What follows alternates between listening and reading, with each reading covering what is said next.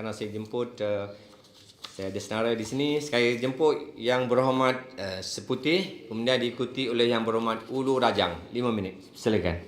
Terima kasih Datuk Yang di-Pertua. Saya ingin merujuk kepada putiran 11101 Lembaga Minyak Sawit Malaysia MPOB.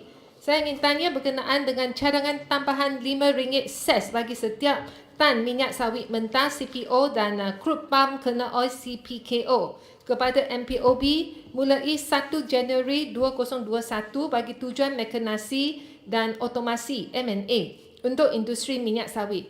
Di bawah cadangan ini, kerajaan akan memberi matching grant dengan kadar 1:1 bagi inisiatif mekanisasi ini. Tetapi dalam bajet 2021, saya lihat kerajaan mengumumkan ia hanya akan memperuntukkan RM30 juta matching grant bagi menggalakkan pelaburan dalam M&A. Ini bermaksud nisbah matching grant hanya 0.27 versus 1 dan bukannya 1:1 seperti apa yang dicadangkan. Cadangan peningkatan RM5 ses ini mendatangkan ketidakpuasan daripada di kalangan pengusaha minyak sawit. Saya terbaca kenyataan akhbar daripada Persatuan Pemilik Ladang Malaysia MEOA bertarikh 29 November tahun ini. Persatuan ini minta dialog di antara Kementerian Perusahaan Perdagangan dan Komoditi dan MPOB dengan pengusaha industri minyak sawit. Negara kita mengeluarkan lebih kurang 20 juta tan minyak sawit satu tahun. Tambahan ses baru RM5 ini bermaksud tambahan RM100 juta ses kepada MPOB. Saya ingin minta Menteri menjelaskan secara terperinci macam mana MPOB menggunakan tambahan RM100 juta ses ini, apakah struktur pengurusan ses untuk M&A ini dan apakah projek yang akan diberi keutamaan dan sebagainya. Selama ini, industri minyak sawit negara dikenakan banyak cukai. Selain daripada cukai syarikat yang dibayar kepada LHDN, pengusaha industri kena bayar ses RM14 setiap tan bagi produk minyak sawit kepada MPOB.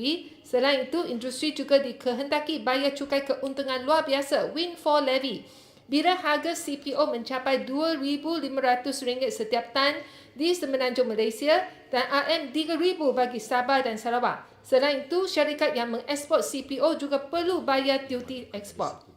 Bagi syarikat di Sabah dan Sarawak pula, mereka malah dikehendaki membayar cukai jualan 7.5% dan 5% kepada kerajaan negeri masing-masing. Memandangkan industri minyak sawit telah terlalu banyak dikenakan cukai, saya ingin cadangkan kementerian menghentikan pengenaan tambahan RM5 ses untuk tujuan mekanisasi dan otomasi tersebut dan mengadakan lebih dialog dengan pelbagai pihak dalam industri sawit. Memandangkan kerajaan telah mengutip banyak windfall levy kerana harga minyak sawit telah melebihi RM2,500 setiap tan, maka windfall levy ini haruslah disalurkan kepada tujuan kajian M&A bagi industri sawit tersebut. Datuk Yang di-Pertua, saya juga ingin bangkitkan isu berkenaan dengan biodiesel, program biodiesel B20. Dalam bajet 2020 yang diumumkan pada tahun lepas, kita sepatutnya melaksanakan biodiesel B20 secara peringkat di seluruh negara pada tahun ini.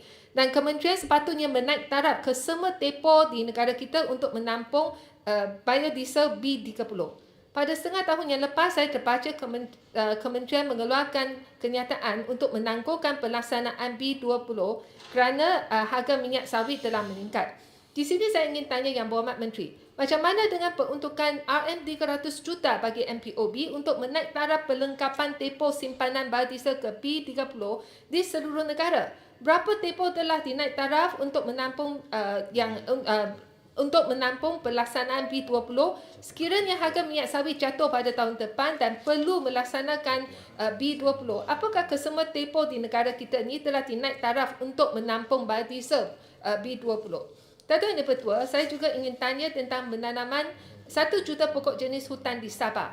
Kementerian MPIC telah mengumumkan penanaman 1 juta pokok jenis hutan di hutan simpanan kekal di Lower Gawat dekat Lahad Datu di Sabah dan dana penanaman pokok ini diperolehi daripada tambahan RM1 ses yang dikutip daripada industri sawit.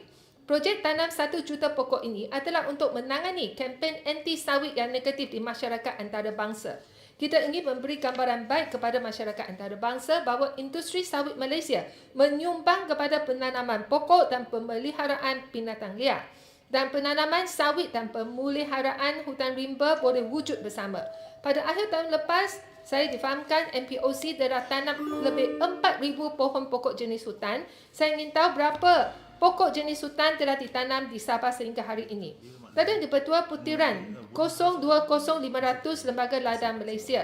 Saya ingin tanya Menteri, apa berlaku pada Sara Spice, anak syarikat yang ditubuhkan di bawah Lembaga Lada Malaysia MPP yang dikawal 100% oleh MPP sekarang? Macam mana dengan rebranding produk Lada Sara Spice sekarang? Apakah produk hiliran baru yang telah menjalani rebranding telah dikeluarkan oleh Sara Spice? Saya terima maklumat di mana Sara Spice masih hutang dan enggan bayar syarikat pengiklanan yang membantu Sara Spice untuk menjalani rebranding bagi produk Sara Spice kerana kononnya pihak MPB enggan keluarkan bayaran. Keengganan Sara Spice bayar perbelanjaan syarikat pengiklanan ini mana menyebabkan pengurus baru Sara Spice meletakkan jawatan. Apakah ini benar? Tujuan Sara Spice ditubuhkan adalah untuk memastikan MPB boleh fokus peranannya sebagai agensi kerajaan yang mengeluarkan lesen menjalankan penyelidikan dan menjalankan penguatkuasaan dalam industri lada. Ini adalah kerana selama ini MPB memang telah menjalankan peranan sebagai agensi penguatkuasaan di samping perniagaan lada. Seputih, Yang minta memang rumuskan, merupakan Seputih. konflik kepentingan. Jadi Sara Spice perlu ambil alih fungsi membeli dan menjual lada. Tadi pada bagi saya 1 minit lagi. Saya kerana yang Berhormat Timbalan Menteri ada dekat sini. Okey. Kalau saya baca laporan berita di Borneo Post yang bertarikh 19 November di mana Timbalan Menteri MPIC yang Berhormat Puncak Borneo menafikan Sara Spice berhak mengambil alih operasi pembelian lada daripada MPP. Saya ingin tanya, apakah Timbalan Menteri dilapor salah ataupun misquoted oleh Borneo Post atau beliau tidak faham dengan tujuan asal penubuhan Sara Spice yang mana yang sebenarnya adalah mengambil alih yang trading, yang bahagian trading daripada MPP. Sekiranya Sara Spice tidak mengambil alih fungsi perdagangan ataupun trading daripada MPP, apakah MPP akan terus menjalankan perdagangan di samping menjalankan penguatkuasaan dan pengeluaran lesen yang merupakan perjangkahan kepentingan kedua-dua fungsi ini? Saya ingin minta Yang Berhormat Menteri memberitahu Dewan Yang Mulia ini tentang peranan MPP dan Sara Spice dan kenyataan Timbalan Menteri dari Puncak Borneo yang dilaporkan di Borneo Post tersebut. Seputih, masa dah tamat, Sehubungan dengan itu, Putih. saya juga nak tanya Yang Berhormat Menteri yang memberhentikan Ketua Pengarah MPP dalam masa 24 jam tanpa memberi apa-apa alasan dan sepatutnya yang kontraknya tamat pada Februari tahun depan. Jadi dalam penggulungan Mempunyai Menteri kata Ketua Pengarah MPP akan dibayar gaji tambahan 1 bulan saja atas pemberhentian ini dan Menteri mengalu-alukan bekas Ketua Pengarah ini membawa kes ini ke mahkamah. Saya rasa amat kesal ada Seputih, sikap dan ini tindakan. dapatkan kat jawatan kuasa, kena sebut butiran mana? Ni saya sudah sebut putiran yang Lembaga Lada Malaysia putiran Makan masa 10 minit sudah. 0500. Baik, saya Sudah. minta rumuskan. Okey, 30 saat saja. 30 saat. Baca 30 saat, baik. ayat terakhir.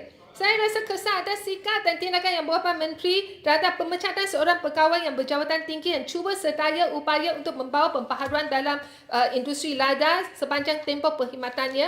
Apakah ini adil? Yang Berhormat Menteri seorang ustaz. Apakah tindakan Yang Berhormat Menteri ini bercanggah dengan nilai agama yang dipegang kuat oleh Yang Berhormat Terima Menteri? kasih, Yang Berhormat Saya berharap Seputih. Menteri boleh Baik. memberi jawapan ini. Baik. Terima kasih. Terima kasih. Seputih, sekarang saya jumpa